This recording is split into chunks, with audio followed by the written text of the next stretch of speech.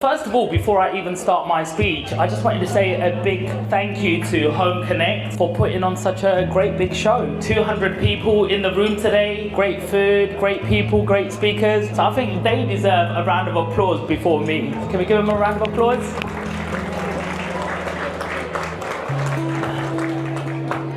So I suppose I've come on here today to tell an inspiring story. I grew up in East London, Stratford, and actually I can't really believe that I'm here today because at one stage in my life, I was flipping burgers in McDonald's. And today, I'm speaking in front of all of you guys, successful landlords, business entrepreneurs, as a property millionaire.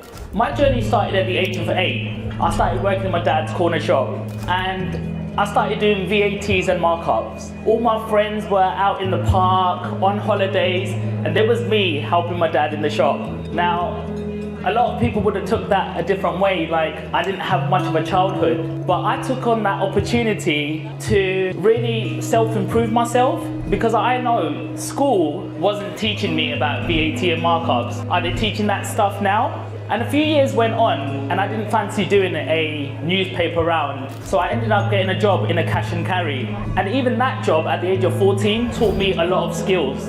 It taught me about multiple streams of income. So I used to be on £3 an hour just scanning goods on one trolley to another. Do you know what? There's a lot of money around me and I'm missing it. And I started helping people load cars in the car park. While helping them, they used to give me a £5 tip. And I realized just by helping 8 customers a day, I'd make £40 just for a side hustle, as well as £3 an hour doing my main job. A few years went on, I worked in McDonald's, and I nearly failed on my very first day. I didn't know how the burgers were made. So I said to the manager, please don't let me go home. My dad's gonna kill me. So he ended up letting me bag nuggets the whole day. That time in my life taught me a lot about failure. I didn't want to accept that. So I went back to McDonald's. I ended up learning the grill side, chicken side, fry stations, and even the front counter. And very quickly, I got rewarded, and by the age of 18, I was a manager at McDonald's. Once I was starting to work in McDonald's, I learned about how to start saving my money. I did my degree and I did the normal thing and I got a job in a bank.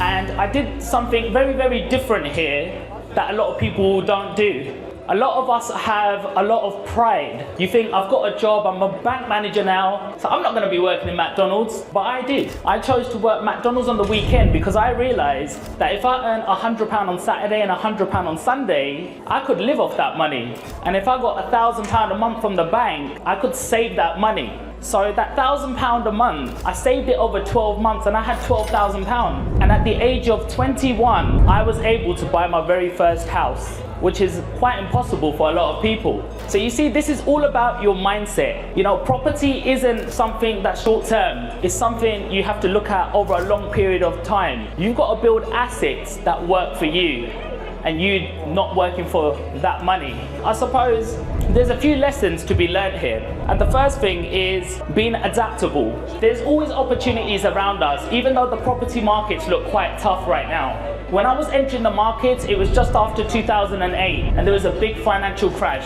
When I used to go to viewings, there was only one person at that viewing. No one was interested about getting into property, but I was. And over 2 decades of investing in places like Newham and Stratford, I've been able to grow a £10 million property portfolio. Sometimes you just got to trust the process and do something for something you can't see right now, but something you're going to achieve way in the future. And another thing I want to say, guys, property isn't about being by yourself. It's not a lonely journey. It's not you're a landlord and that's my property.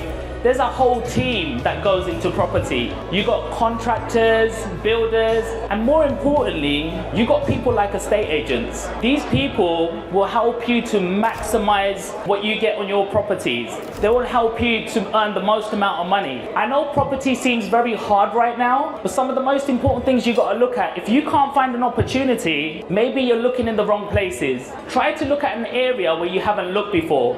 Have a look at an area which needs regeneration. something coming into the area, maybe new companies coming into the area. Another thing you might want to look at is, as a landlord, make sure you're very compliant. Compliance is one of the most important things. There's a lot of changes that are coming out in the market. Renters, reforms, council licensing, rent freezes. So you don't want to get nothing wrong with your regulation side. And finally, guys, remember about rent retention. Keep some of the tenants that are long-standing with you for longer. Sometimes we can all get this shiny penny syndrome where we just think, oh, I'm getting £1,800 for my property. I want 2,000 because that's what he's offering me. But remember that £200 over 12 months might be 2,400. It sounds like a lot of money. You just need your property empty for 1 month and you've lost that game. And every time a tenant turns over, you might have to do some building work, some maintenance, and all of them things. So don't always go for the highest rate. Sometimes it's important, and it's better the devil you know than the devil you don't know. So I hope that was quite helpful and valuable to you guys. 200 people in the room today. A big thank you to Home Connect for putting on such a great big show.